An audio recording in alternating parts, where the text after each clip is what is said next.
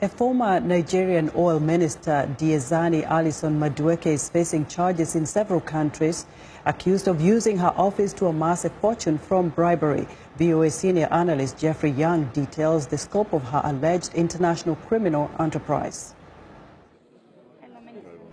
Allegations of massive corruption, bribery, and aided by protection at the highest levels. These charges are what former Nigerian oil minister Diezani Alison Madueke faces at home and also in the United States, Britain, and Italy. Officials say her pile of purported corruption-connected cash and properties could total close to $1 billion US. As oil minister from 2010 to 2015 during the term of Nigerian President Goodluck Jonathan, Alison Madueke allegedly granted huge oil contracts to people who repaid the favors with cash and palatial properties in luxurious neighborhoods in Lagos, London, and New York City. Recently, Nigerian authorities seized properties of hers in Lagos said to be worth some $37.5 million.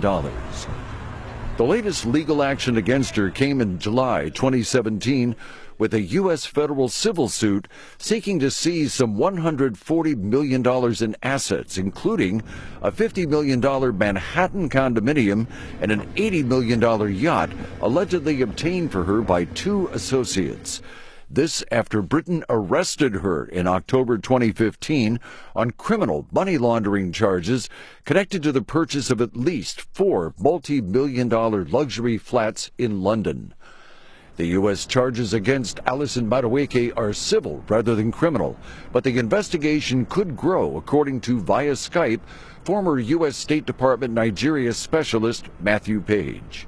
That's sort of the first step that U.S. authorities are going after, but it's likely that additional asset forfeiture cases and criminal charges against Madueke and her many, many associates and facilitators will be forthcoming over the next few years.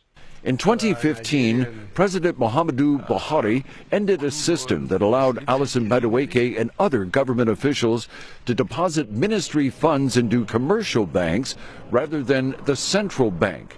This provided huge opportunities for abuse, as explained via Skype from Cape Town by Stellenbosch University law professor Sophie Williams-Ellegsby. So when we had that system, there was a lot of scope for abuse, and that system was being abused. You would have public officials put government money in a deposit money bank, and they would cream off the interest, of course, with the collusion of banking officials themselves.